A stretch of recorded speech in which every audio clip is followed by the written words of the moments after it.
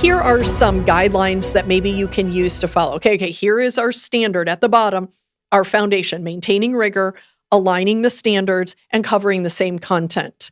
Now, here are some general things, some general guidelines that will make it a little bit harder for the student to get the answers or get this project from AI. One, make the assessment original or make it very unique to the student. So it's something where they're bringing in an opinion or an experience, something they have experienced in class or personally, something they did as a group. Bringing that unique and original element is going to definitely make it a little bit harder to go to an AI bot or wherever they're going to get those answers. Include a personal connection. So even if it's a research topic, maybe they're going to give an opinion at the end, or they're going to indicate how they got to this point in the process, or how they're going to show their work, right? We've always done that, so they don't just go get the answer.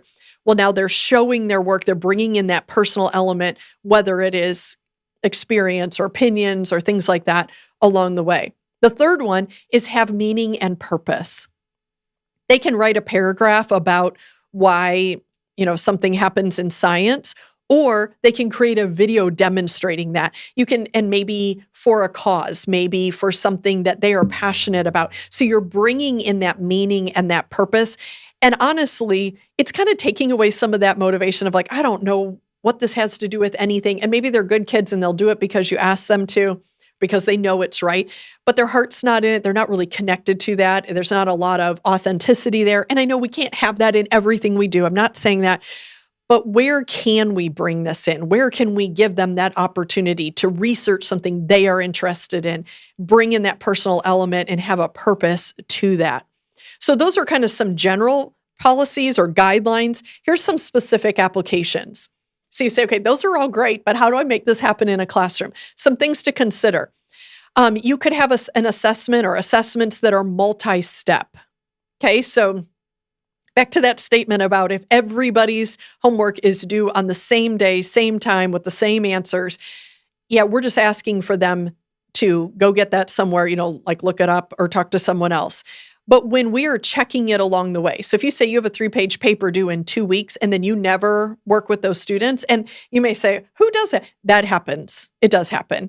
We give them a deadline. We remind them of the deadlines and what they're supposed to be doing. We maybe even verbally, how far are you? We check in, but we're not seeing their work along the way. So adding those multi-steps, those check-ins, also including a flipped classroom format. Now, again, you might not be able to do this all the time. That's fine. But for those who may not be familiar with flipped classroom, it's where they are getting the instruction at home. So maybe you create a video or you share a video with them or something that they read. They're doing the instruction part at home. Then in class time, they're doing the assessment part. So you're there, and there are a lot of pros to that. So you are working with them, you're answering their questions, you are right there with them when you can't be with them in their homes while they're doing this. But it also does give that other layer of accountability as they're doing that in your class. Utilizing collaborative documents from a teacher. So if you're having them write something, maybe you are going to create that and share that link with them. So you're going to have access into that document. You're seeing that being built. There's a level of accountability.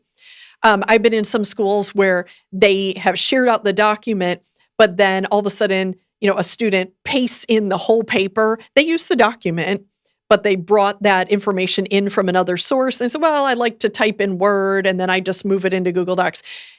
It's really coming to the point you're going to have to require that they use the document that you give them to build the entire assessment. That copying in, then it's out of that loop of accountability there. Are your assessments AI tested? If you're going to give an assessment, go to AI and type it in, as you would, as maybe a student would, and see what they are seeing. And that might help you think, okay, this is how I can regroup, how I can recreate this to be a little more resistant there. Are your assessments creative? Do they have a creation base to them? Meaning where the students are building something, they are creating a video, they are creating a poster, an image, something multimedia is there. And again, these are those top levels of blooms, right? Evaluating, analyzing, creating. And often we just stay right down here. This is a great opportunity to push this up higher. Of course, always maintaining the rigor, the standards, and the content. Also, include an accompanying personal element. So maybe an audio explanation. So we've seen these great posters come in, but the student really doesn't have any idea what's on them. And maybe in the younger grades, you might have an inkling that mom or dad did that, maybe in the upper grades as well. But with the prevalence of AI and being able to get these answers, create graphics, bulleted lists, all this, that can now be created for them and all they have to glue it up. So maybe add an element where they explain their project or how they came to this conclusion, how they work through the process, and then they attach a QR code or give you a link where you can hear that explanation if you can't actually do it live with them. So these are things you can be thinking as you're doing this. And I know maybe you've had the same thought that I have, is we should not have to go back and redo all of our assessments to make them AI resistant. We should have students with the integrity to do what's right. I couldn't agree more. And we don't want to lose that element. We don't want to be so busy padding everything we do so there's no way they can cheat. And you know what? Those who are going to cheat are going to do it no matter what work you pour into it. And that's an issue with the heart. There's some type of struggle there. There's some kind of pressure. There's something going on, and we need to address that and work with them because that's always going to be there. But I understand your concern of I shouldn't have to put bubble wrap around everything. There also needs to be a character element. And I couldn't agree more. We do need to teach them good character. We cannot do this for every assessment. They will have opportunities where they need to make right choices. And we need to guide their hearts, to guide their decisions, to choose what is right. I am all for that. But in ways, sometimes we hand them assessment that is just way too easy to make a wrong choice. And if there is a way we can help them make a right choice, make it more authentic, give them those creation elements, making them unique to the student. And then in that, baked in is that element where there's a little AI resistance. That's going to be a plus for them as we assess what they know. Brought to you by BJU Press.